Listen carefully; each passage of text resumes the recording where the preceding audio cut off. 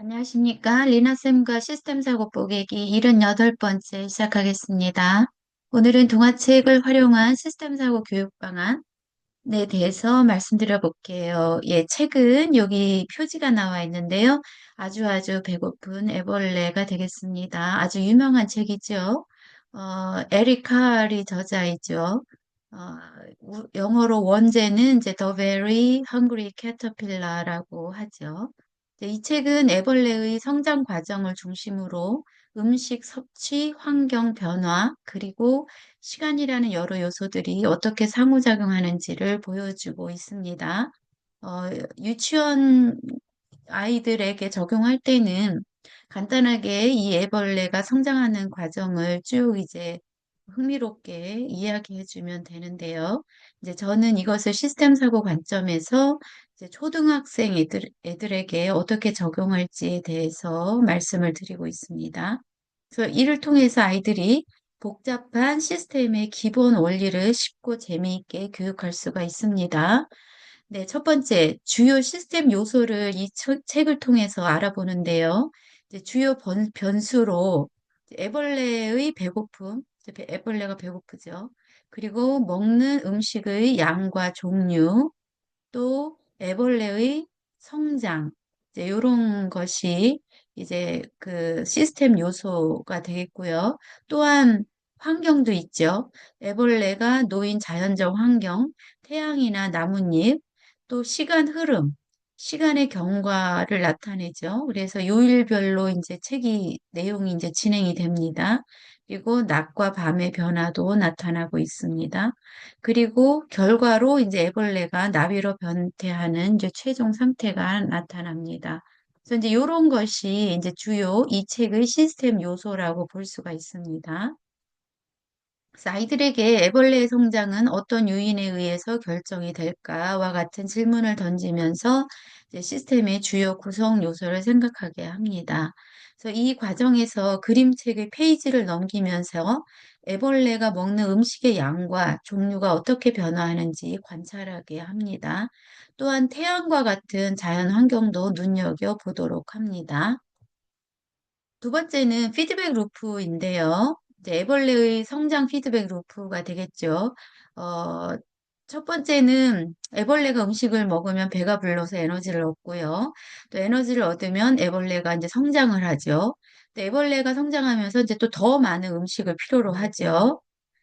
그래서 이 과정은 이제 나비가 될 때까지 이제 반복하게 되죠.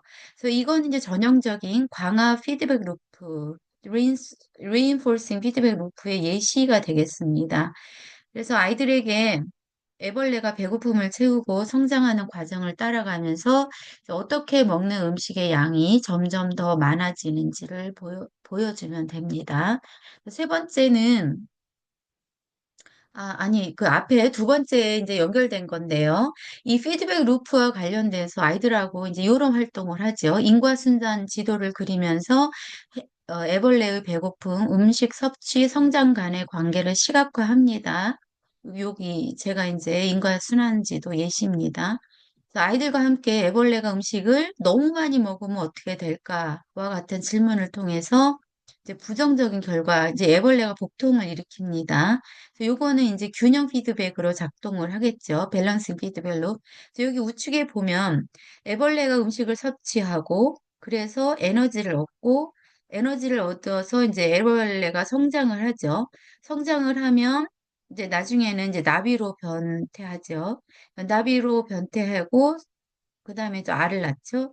그리고 알이 이제 애벌레가 되고 애벌레는 다시 이제 음식을 섭취하고 이러한 이제 강화 피드백, reinforcing 되는 그러한 피드백의 모습을 보이고 있고 이제 왼쪽에는 애벌레가 음식을 섭취를 하는데 너무 많이 과식으로 하면 먹으면 이제 배탈이 나죠. 배탈이 나면은 이제 나면 날수록 배가 아프겠죠. 그래서 배가 아프면 음식을 이제 덜 먹게 되겠죠. 그래서 반대 방향으로 작용을 하죠. 그래서 요거는 이제 reinforcing이 아니라 균형을 이루는 밸런싱의 그러한 순환이 되겠습니다. 이러한 인과순환 지도를 아이들과 함께 그려봄으로써 이제 이 애벌레의 한사리에 대해서 이해를 더 잘하게 되겠죠. 그리고 세 번째로 stock and flow, 절량과 유량 개념을 이걸 통해서 이제 교육을 할 수가 있는데요. 절량은 쌓이는 거죠, stock. 그래서 애벌레의 체중이나 에너지 수준이 축적 요소로 보고요. 애벌레가 먹는 음식의 양이 축적되고 시간이 지나면서 그 축적된 에너지가 이제 애벌레의 성장을 이끌게 되는 것이죠. 유량, flow입니다. 음식 섭취는 저량을 늘리는 유입 흐름이 되는 거죠, inflow. 그리고 에너지 소비나 배출은 저량을 줄이는 이제 유출 흐름이 되는 것이죠. 아웃플로우. 예를 들어서 애벌레가 월요일부터 토요일까지 먹는 음식의 양을 아이들과 함께 정리하면서 각 날의 요일마다 인플로우, 입력이 어떻게 되는지 이제 계산해 보게 합니다. 뭐 월요일은 무엇을 몇 개 먹고 화요일은 뭘 먹고 이제 이런 거를 인플로우로 해서 그것을 이제 더하기를 해서 축적되는 양을 한번 따져보는 거가 되겠죠.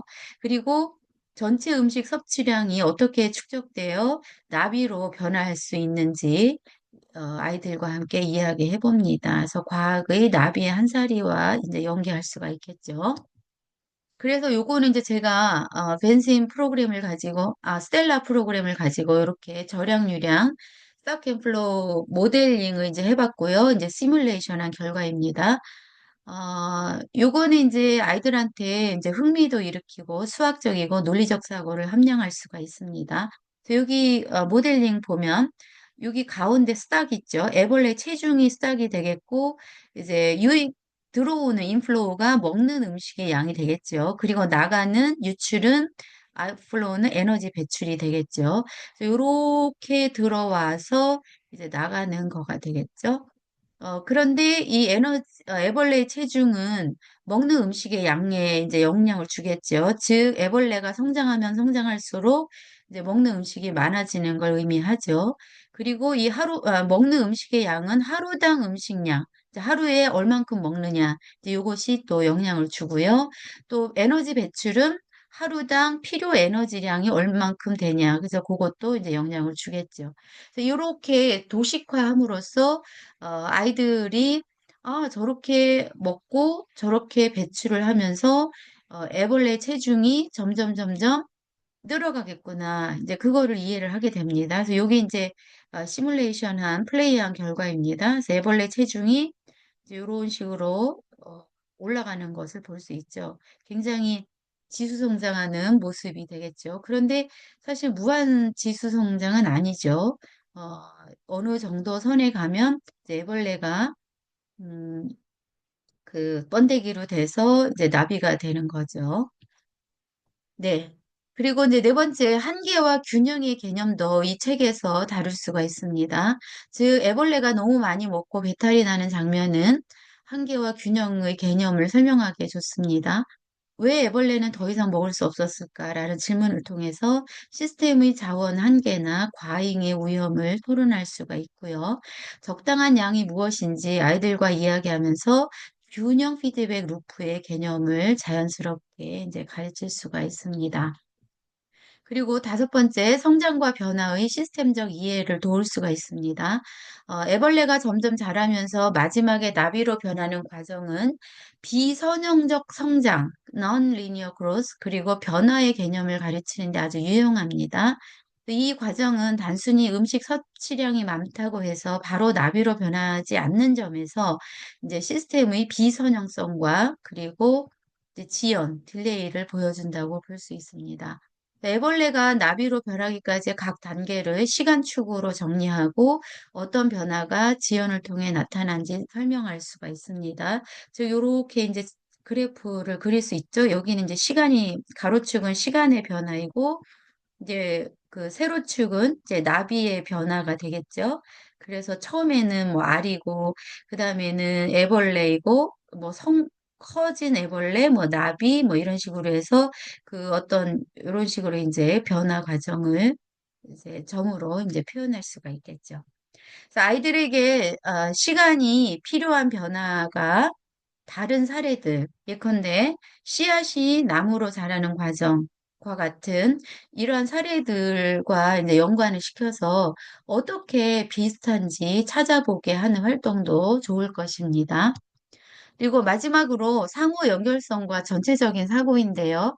그래서 애벌레의 성장은 단순히 음식만이 아니라 주변 환경, 태양의 위치 굉장히 중요하죠. 태양, 자연적 리듬 등 여러 요인들과 연결되어 있죠. 이런 부분을 통해서 아이들에게 전체적인 관점, 홀리스틱 뷰를 교육할 수가 있습니다.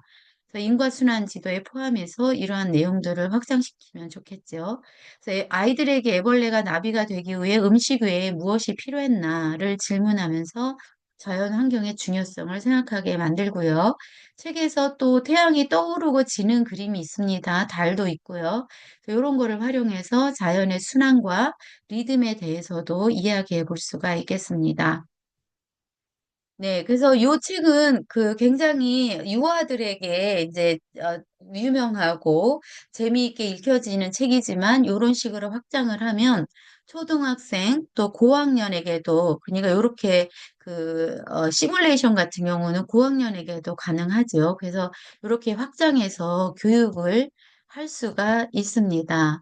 그래서 아이들이 자연을 바라보는 시각만이 아니라 자신의 삶도 새로운 시각에서 보다 넓은 시각에서 전체적인 시각에서 바라볼 수 있는 그러한 관점을 경험해 볼 수 있는 아주 훌륭한 동화책이라고 생각을 합니다. 네, 이상 마치겠습니다. 시청해 주셔서 감사합니다.